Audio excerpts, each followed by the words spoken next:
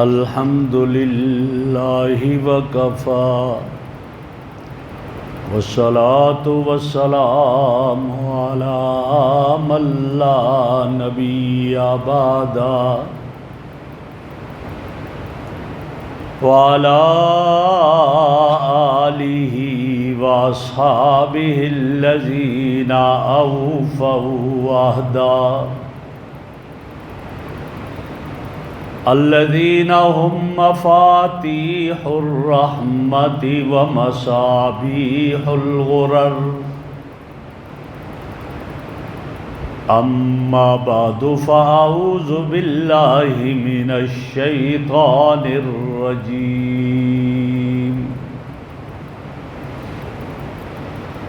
بسم اللہ الرحمن الرحیم لَإِن شَكَرْتُمْ لَأَزِيدَنَّكُمْ وَلَئِن كَفَرْتُمْ إِنَّ عَذَابِي لَشَدِيدٌ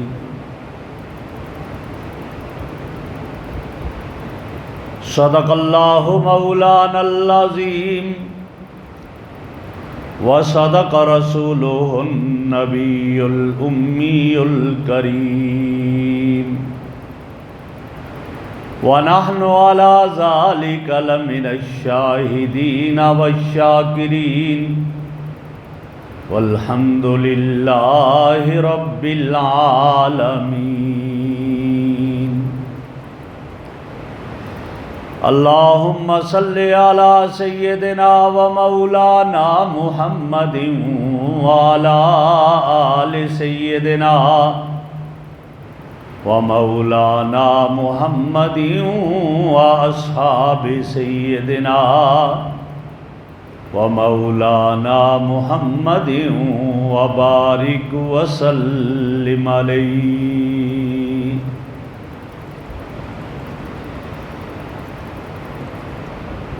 انتہائی قابل صد احترام بزرگوں اور عزیز دوستوں،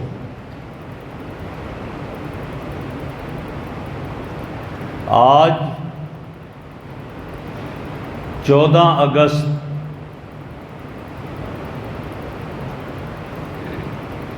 اور یہ وہ دن ہے کہ آج سے 79 سال پہلے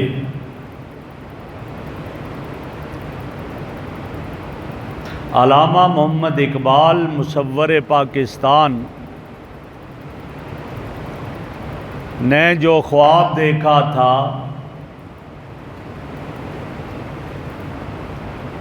ماؤں بہنوں بیٹیوں اور علماء کی اور مسلمانوں کی قربانیوں سے وہ خواب شرمندہ تعبیر ہوا اور 14 اگست 1947 27 رمضان المبارک لیلۃ القدر کے موقع پر ایک آزاد خود مختار ریاست معرض وجود میں آئی،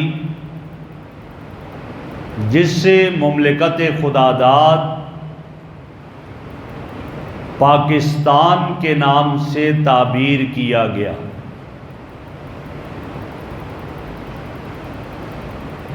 اور گزشتہ جمعہ میں نے عرض کیا تھا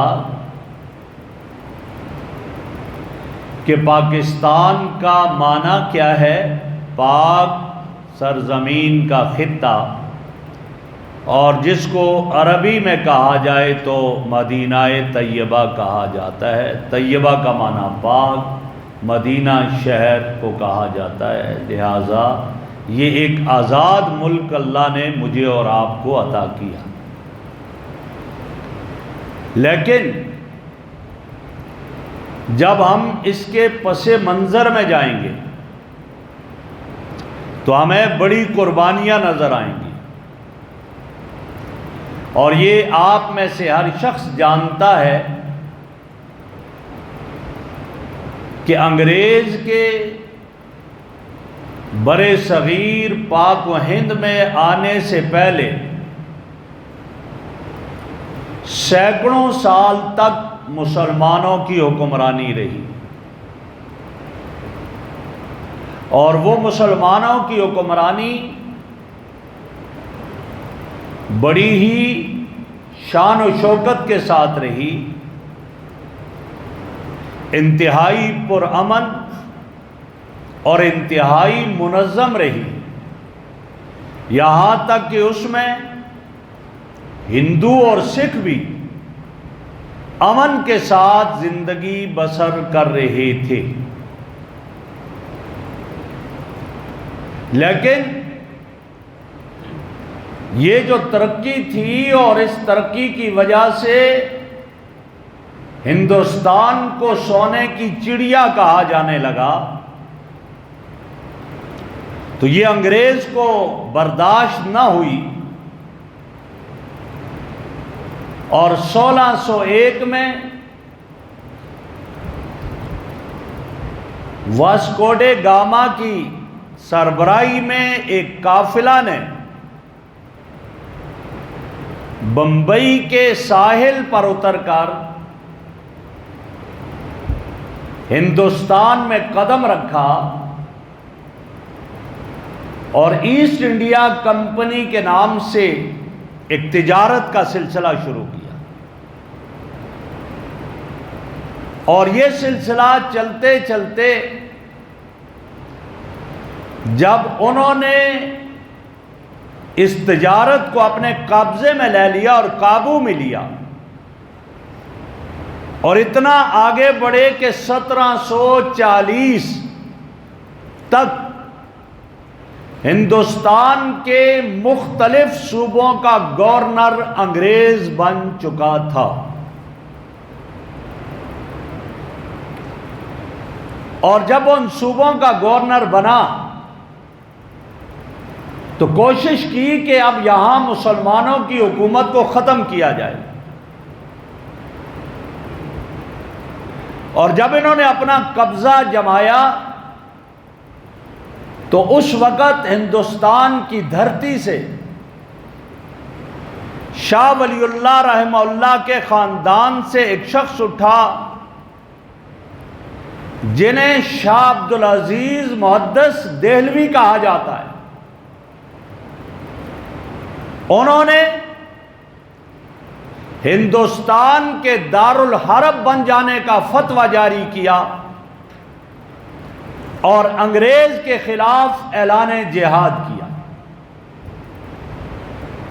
چنانچہ انگریز نے ہندوستان میں شاہ ولی اللہ کا مدرسہ اور کئی مدارس جنہیں بلڈوز کر دیا، اور انہوں نے مسلمانوں کو ختم کرنا چاہا،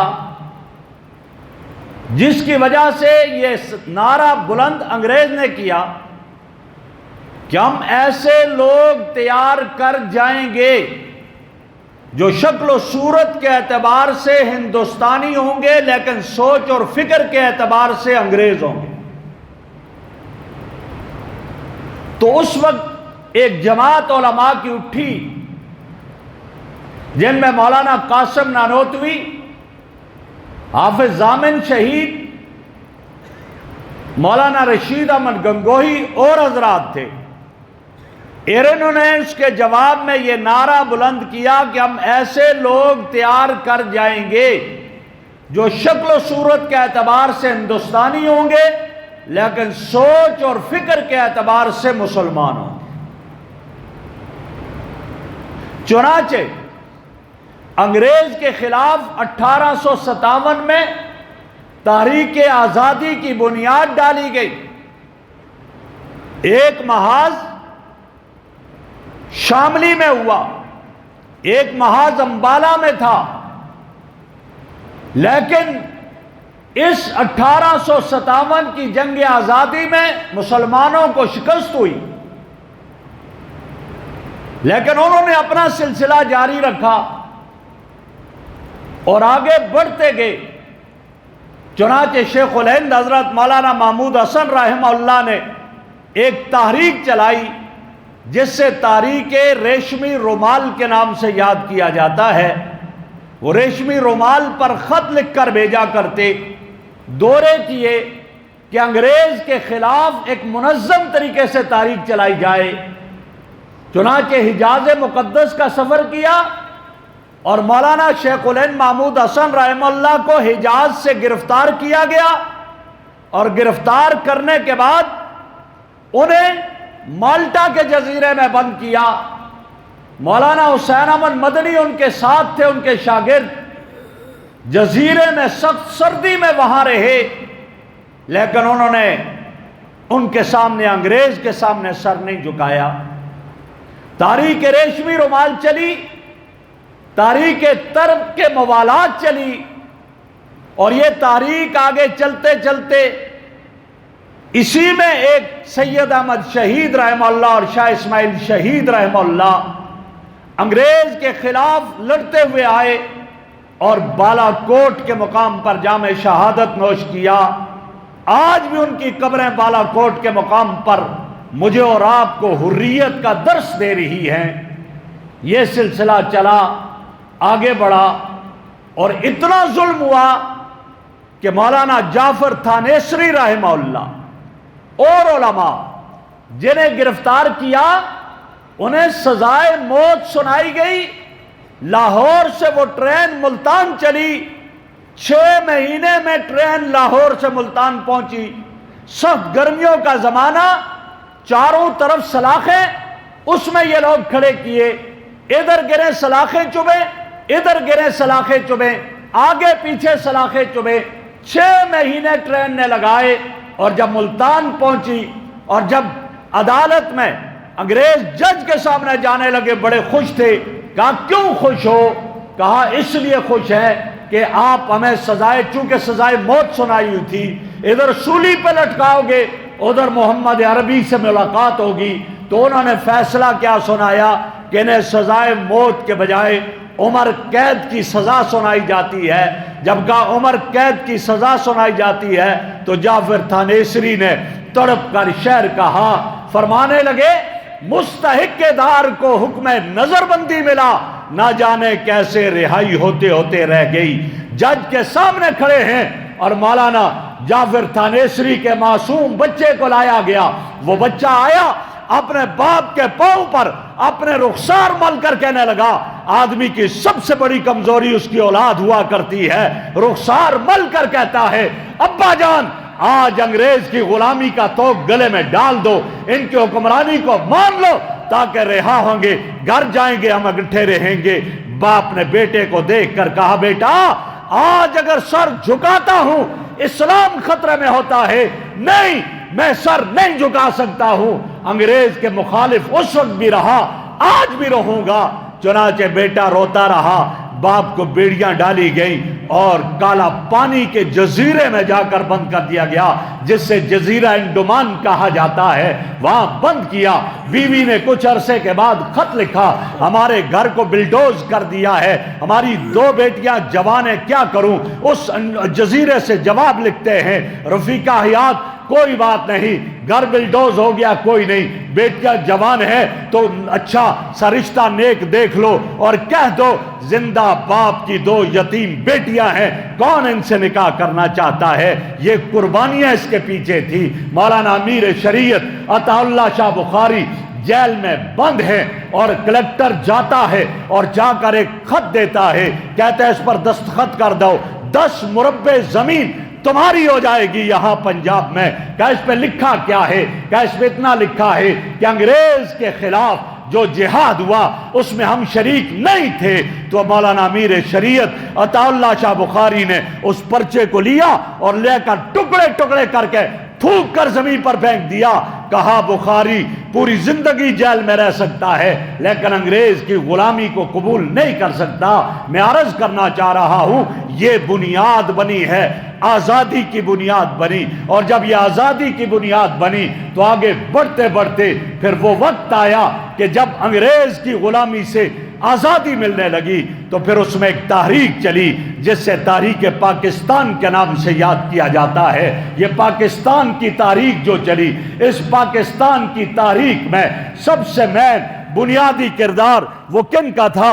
وہ بنیادی کردار وہ گویا کہ سب سے پہلا خواب دیکھنے والا اس کا خطبہ الہ آباد میں جس نے نظریہ پیش کیا تھا اور سب سے پہلے سوچ پیش کی تھی، اس سے مفکر پاکستان، مصور پاکستان علامہ اقبال کے نام سے یاد کیا جاتا ہے۔ انہوں نے الہ آباد کے خطبہ میں مسلم لیگ کے اجلاس میں سب سے پہلے جو بات کی، ہندوستان اور مسلمانوں کے فائدے میں یہ چیز ہے کہ ایک آزاد الگ اسلامی ریاست کا قیام عمل میں لایا جائے۔ یہ علامہ اقبال نے الہ آباد کے اس خطبہ میں سب سے پہلے یہ پیغام دیا تھا۔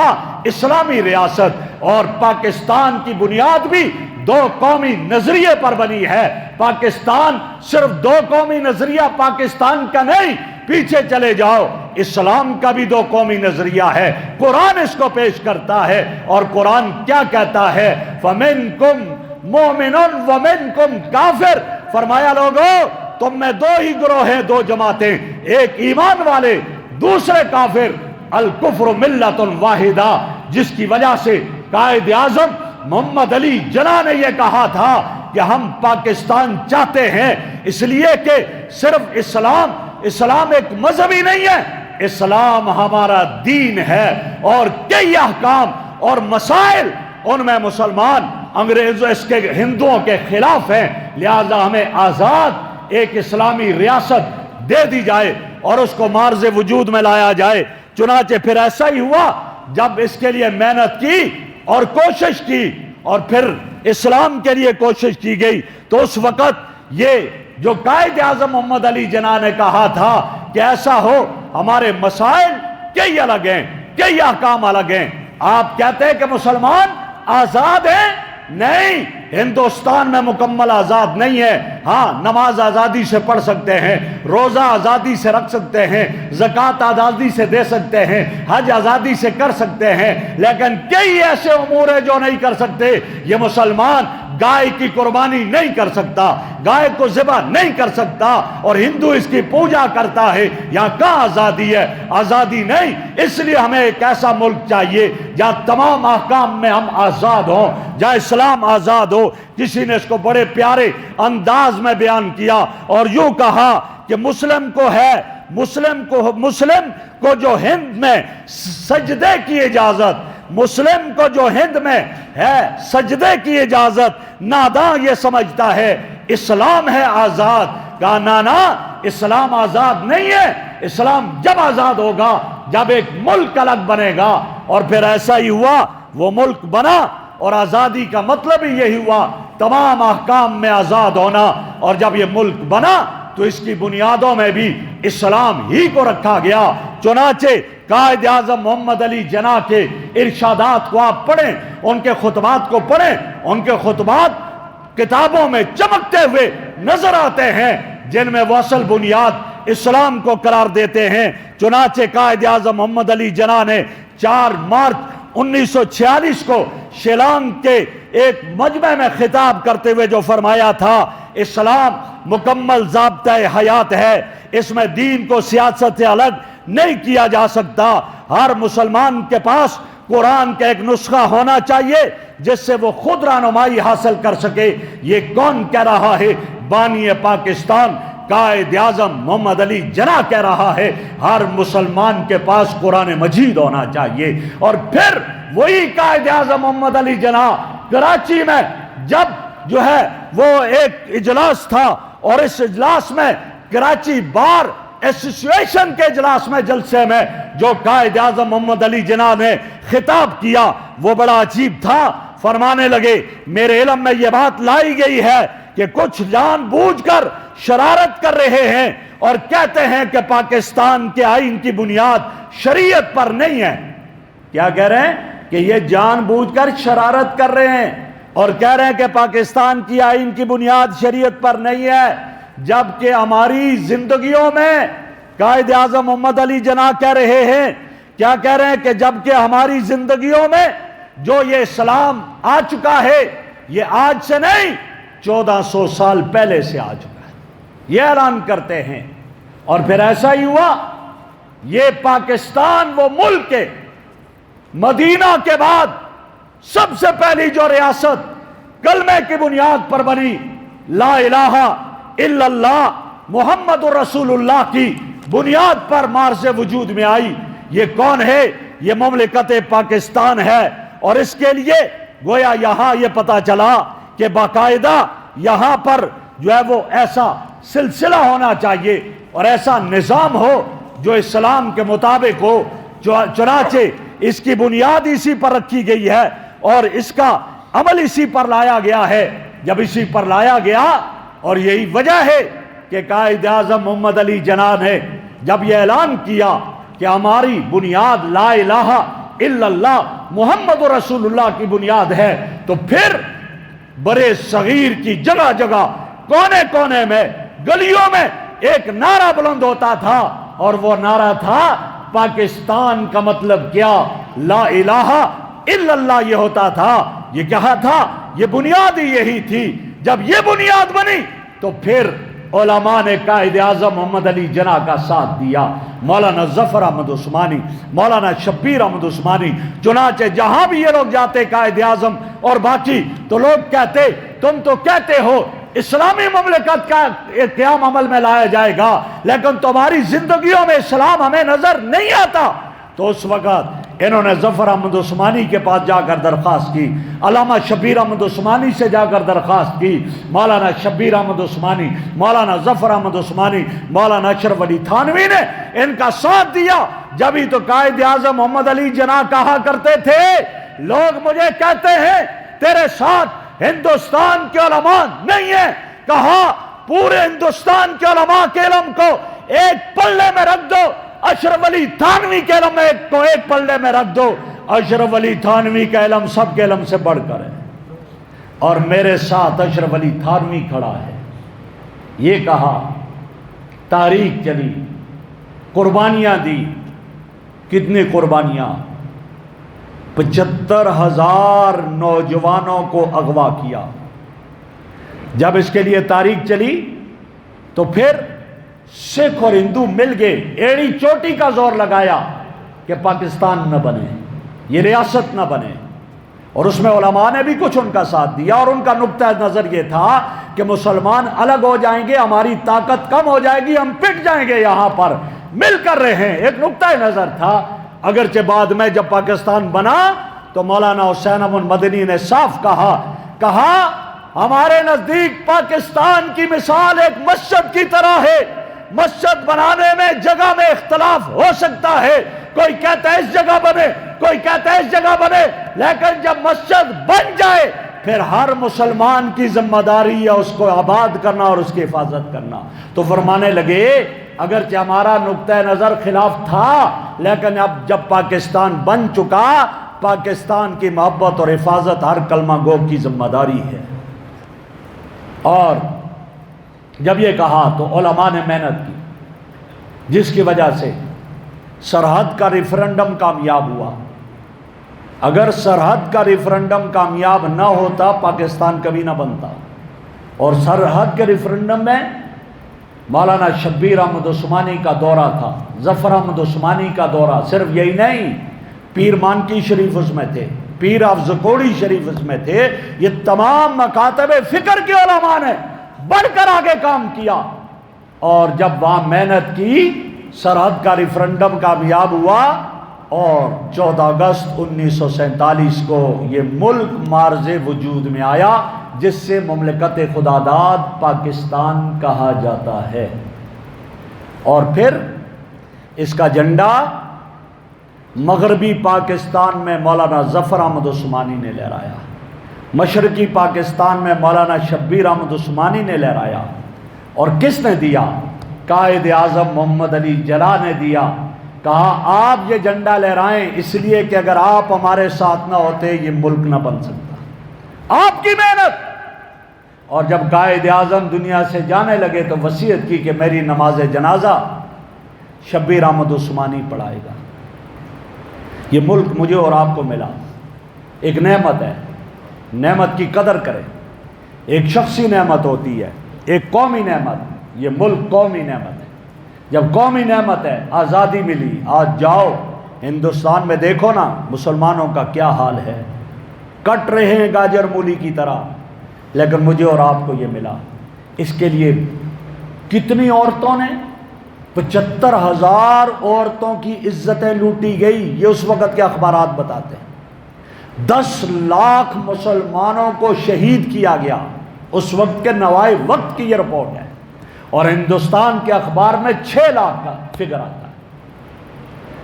75,000 نوجوانوں کو سکھوں نے اغوا کیا، جس میں سے 50,000 تو مل گئے، 25,000 کا پتہ ہی نہیں چلا۔ ان جوانوں کی جوانی، ان بوڑھوں کے بڑھاپے، ان ماؤں کی عزتیں اس پاکستان کی بنیادوں میں ہیں، اور جس سفر کا آغاز 1947 میں ہوا، منزل کیا تھی؟ آزاد خود مختار اسلامی ریاست کا قیام، یہ منزل تھی۔ لیکن افسوس کہ آج ہم وہ منزل بھول گئے، اب آج وہ منزل بھول گئے۔ قربانیاں یاد کرو، لیکن آج مجھے اور آپ کو کیا کرنا چاہیے؟ 14 اگست کا دن یہ بتاتا ہے کہ اپنی منزل کو یاد کرو، اور وہ منزل کیا ہے؟ وہ منزل وہ ہے خلافت راشدہ کا قیام، کہ اس طرح کا ملک ہو جہاں پہ وزیر اعظم فاروق اعظم جیسا آدمی جب ممبر پہ کھڑا ہو کر کہتا ہے مجھ میں کوئی تم میں سے ٹیڑھا پن دیکھے، کجی دیکھے، کیا کرے گا؟ تو مجمع میں سے کرایہ میں سے عام آدمی کھڑا ہو کر کہتا ہے عمر صحیح نہیں چلا، میری تلوار سیدھا کر دے گی۔ کہتے اللہ تیرا شکر ہے کہ تو نے اپنے محبوب کی امت میں ایسے لوگ پیدا کیے جو عمر کے ٹیڑھے پن کو تلوار سے سیدھا کرتے ہیں۔ ایسی ریاست کا قیام عمل میں تھا۔ میرے آقا نے فرمایا صنعائے یمن سے ایک عورت چلے گی اکیلی اور کوئی بھی اس کی طرف آنکھ اٹھا کر نہیں دیکھے گا، ایسی ریاست کا قیام تھا۔ یہاں تو عزتیں لوٹی جا رہی ہیں، دن دہاڑے عزتیں لوٹی جا رہی ہیں۔ منزل کیا تھی؟ منزل بھول گیا میرا مسلمان۔ اور میرے نوجوان کو جو منزل بتائی جاتی ہے، ناراض نہ ہونا، میں جذباتی ہو کر یہ بات نہیں کہہ رہا، اپنے دل و دماغ میں آپ بھی سوچیں۔ آج میری بیٹی اور میری بہن کو جو منزل بتائی کہ پاکستان کی آزادی کا مطلب یہ ہے غیر محرموں کے سامنے ڈانس کر لے، بس یہی آزادی ہے۔ آج مجھے اور آپ کو آزادی کی منزل یہ بتائی جا رہی ہے کہ ناچ گانے کر لو، یہی تمہاری آزادی ہے۔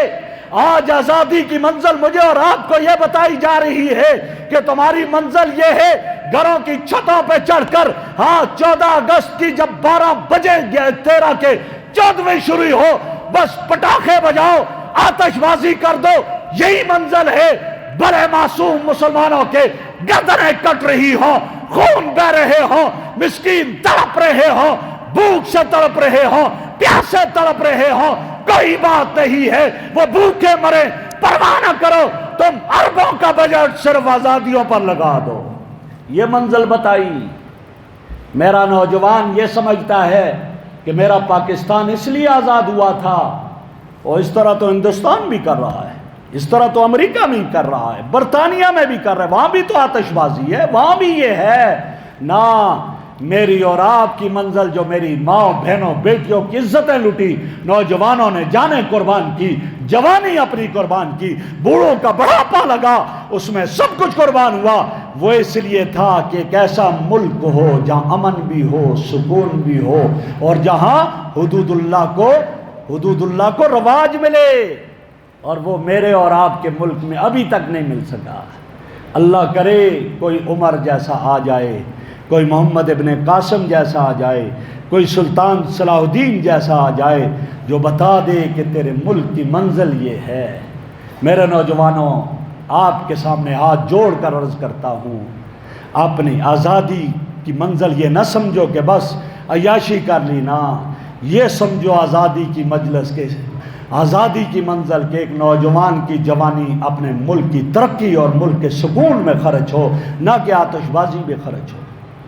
آج کیا بات ہے کہ میرا ملک مقروض ہے، پیدا ہونے والا بچہ بھی لاکھوں کا مقروض ہے. کیوں؟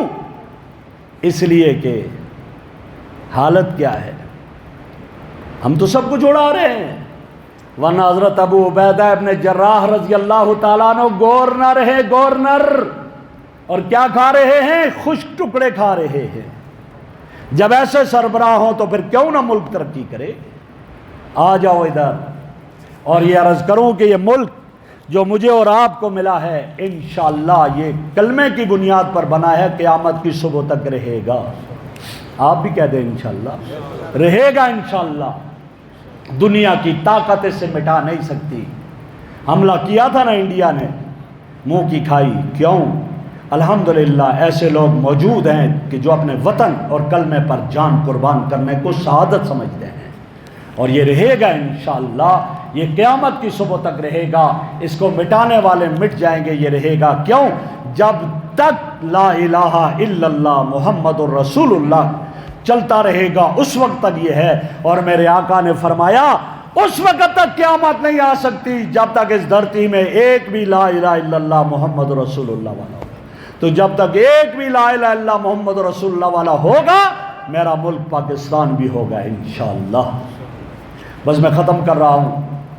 آخر میں کچھ اشعار ہمارے نمازی، بہت ہی پیارے نمازی محترم عبد الشکور دانش صاحب بیٹھے ہوئے ہیں میرے سامنے، انہوں نے لکھے تھے اور مجھے دیے کہ یہ آپ نے اشعار اپنی تقریر کے آخر میں ضرور پڑھنے. تو میں ان کے اشعار پڑھ کر اپنی بات کو ختم کر رہا ہوں. اشعار بڑے پیارے ہیں جو انہوں نے خود بنائے. آپ ذرا توجہ فرمانا. وقت نزا گر قاتل نے پوچھا مجھ سے، وقت نزا گر قاتل نے پوچھا مجھ سے دل کا ارمان، مسکرا کے کہہ دوں گا نو کے خنجر سے لکھ دو دل پہ پاکستان. نو کے خنجر سے لکھ دو دل پہ پاکستان. کفن کو میرے آنسوں سے دھو ڈالو، کفن کو میرے آنسوں سے دھو ڈالو، کفن پہ لکھ دو وطن کی داستان. دانش دانش تجھے کیوں فکر ہے وطن عزیز کی، دانش تجھے کیوں فکر ہے وطن عزیز کی. یہ لا الہ پہ قائم ہے اور ہے اللہ نگہبان. تو جب تک یہ ہے اللہ اس کا نگہبان ہے، یہ قائم رہے گا انشاءاللہ. اللہ رب العزت مجھے اور آپ کو اپنے وطن کی محبت اور اس کے لیے ہر طرح کی قربانی کی توفیق عطا فرمائے. وآخر دعوانا ان الحمدللہ رب العالمین. سنت ادا.